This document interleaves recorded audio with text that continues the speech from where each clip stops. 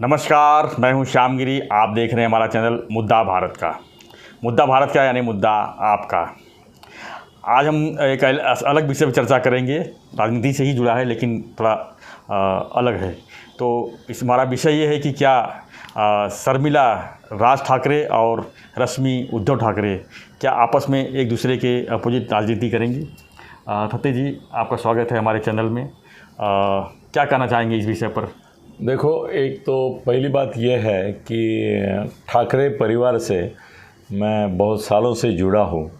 इसके लिए इन दोनों के बारे में मैं बहुत कुछ जानता हूँ। दोनों के स्वभाव, कार्य पद्धति, शैली, उनके पति से जो संबंध है उसके बारे में बहुत कुछ जानता हूँ। इसके लिए मुझे लगता है कि इसके बारे में मैं दूसरे लोग बोलेंगे उससे ज़्यादा कुछ प्रकाश डाल सकूँगा।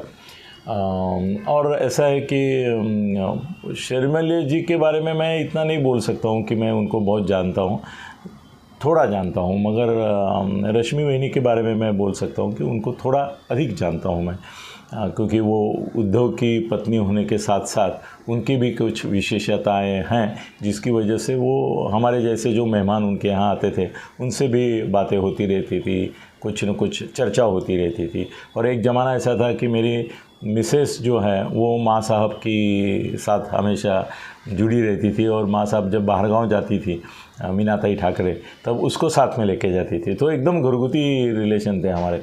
तो पहली बात मैं आपको बताता हूँ कि रश्मि वहिनी जो है उनमें माँ साहब मतलब मीनाताई ठाकरे के बहुत सारे गुण हैं।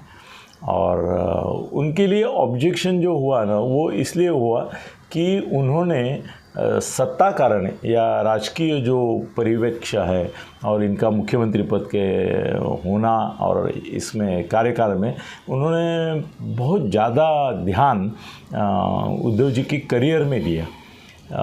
वैसे सर उनके बारे में बोला जाए तो बहुत आदर और इससे ही रिस्पेक्ट से आदर और सम्मान से ही बोलना चाहिए, और बोला ही जाता है क्योंकि वो एक गृहलक्ष्मी के रूप में है जी।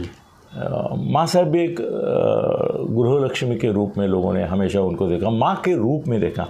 एक समय रश्मि जी के भी जीवन में ऐसा आया ये सत्ता में आने से पहले कि जब आम शिवसैनिक जो था, जो उद्धव जी तक पहुंच नहीं पाता था, उनके दिल की बात नहीं करता था, तो माँ साहब के पास जैसे जाके लोग अपना रोना धोना जो भी रहेगा बोलते थे, वैसे रश्मि भाभी के पास भी जाके लोग अपने जो भी शिकायत है या क्या परेशानी है वो बोलते थे। और उनका एटीट्यूड रश्मि वहिनी का हमेशा ऐसा है कि हाँ, मैं इस की एक बहू हूँ।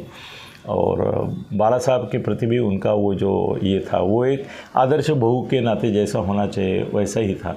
तो बहुत सारे लोगों को उनको आधार लगता था, पहले माँ साहब लगता था। मगर जैसे मेरा और बाला साहब का कुछ संघर्ष एक काल हुआ तो मैंने बाला साहब को मनाने की कोशिश नहीं की, मैं माँ साहब के पास जाके बोला कि नहीं नहीं ऐसा नहीं, ऐसा है वगैरह वगैरह। उन्होंने बाला साहब से बात की, फिर हमारा पैचअप हो गया। तो वो कला जो है, वो जो एक अपनापन है शिव सैनिकों के प्रति, वो रश्मि वहिनी के पास बहुत है।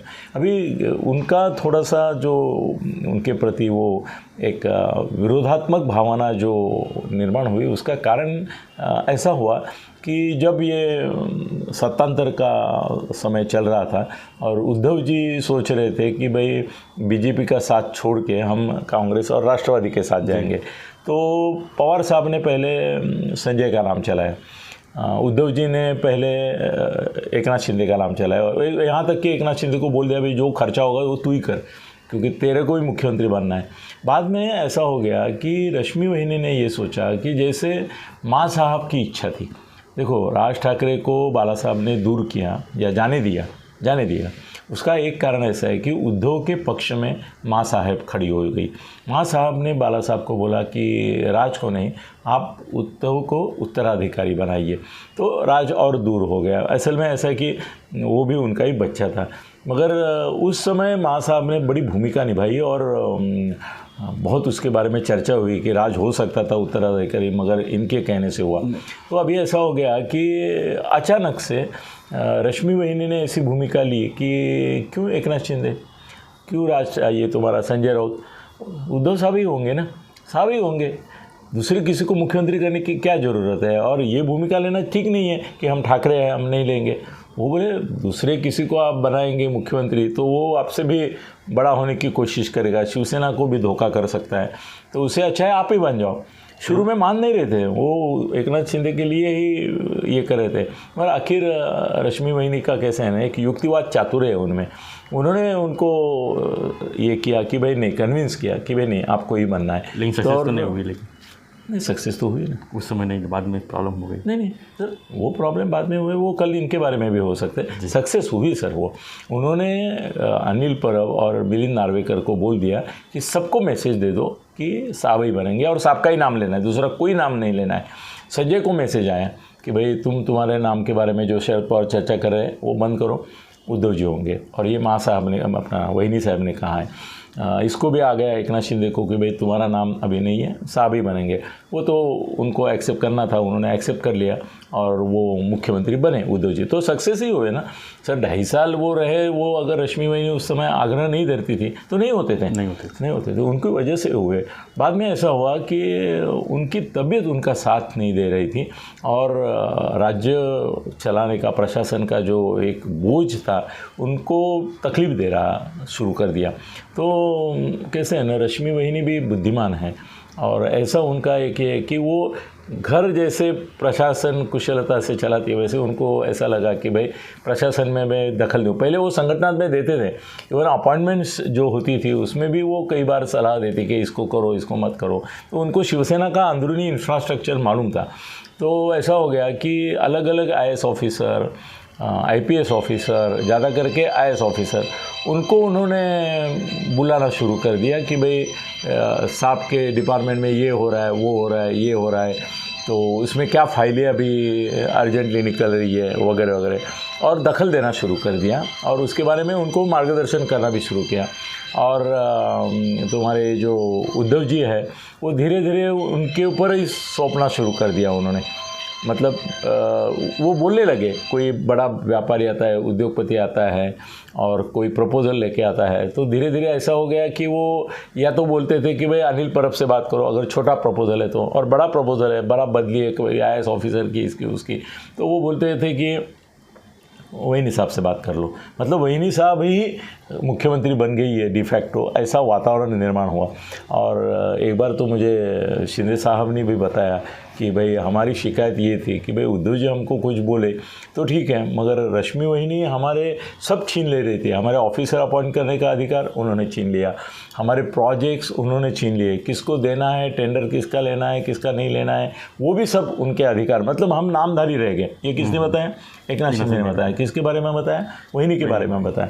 तो ऐसा हो गया कि उद्धव नामधारी हो गए और ये पावरफुल एकदम हो गई और उनमें वो गुण थे करके वो पावरफुल हो गई। अब हम चर्चा करते हैं शर्मिला जी की।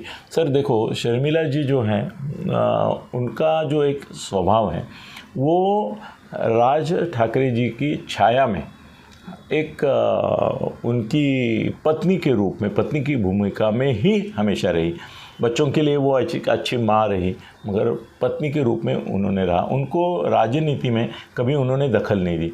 रश्मि वहिनी ने दी, ऑर्गेनाइजेशन शिवसेना के अंदर की बाहर की सब बातें भी उन्होंने की, मगर इन्होंने अपनी शर्मिला वहिनी ने कभी अंदर पार्टी के अंदर क्या चल रहा है, कौन है, नहीं। वो एक आतिथ्यशील कोई गृहिणी होती है, घर में मेहमान आते हैं उनका स्वागत करो, उनको पूछताछ करो उनकी कैसी है फैमिली, और एक फैमिली रिलेशन उनका बहुत लोगों से बना हुआ है। तो कैसा है ना कि पत्रकारों ने उनको पॉलिटिक्स के बारे में कल परसों पूछा कि क्या उद्धव जी और ये एक साथ आ सकते हैं, तो उन्होंने भी ऐसा कैजुअली बोल दिया कि वे उन्होंने साथ घातली तो प्रतिसाद देऊ शकतात, माहीत नहीं मला, उन्होंने बोला माहीत नहीं। बाद में उनको पूछा कि क्या इसमें आपको लगता है कि शिंदे और इनके इसमें पार्टी से ज़्यादा राज साहब और एक साथ आएंगे तो कुछ होगा, तो उन्होंने बोला ये मैं किसी की क्रिटिसिज्म नहीं करना चाहती हूँ। तो पॉलिटिशियन जैसे बिहेव करेंगे और ये सब मामले जो है वो आपको राज साहब को पूछने चाहिए थे। एकदम सीधा साधा ऐसा एक गृहिणी जैसे बोलेगी वैसे ही वो बोले। मगर हमारे मीडिया वाले फुले है ना, उन्होंने उसका बात का बतंगड़ बना दिया। उन्होंने ऐसा दिया कि भाई शर्मिला बहन ने कुछ बोला है तो ये सूचित करता है कि उन दोनों में कुछ ये हो सकता है वगैरह। ऐसा कुछ नहीं, उन्होंने कुछ सूचित नहीं किया था और वो करेगी भी नहीं, क्योंकि उद्धव ठाकरे और राज ठाकरे में एक बेसिक फ़र्क ये है कि उद्धव ठाकरे जो है वो अपनी पत्नी के दबाव में है।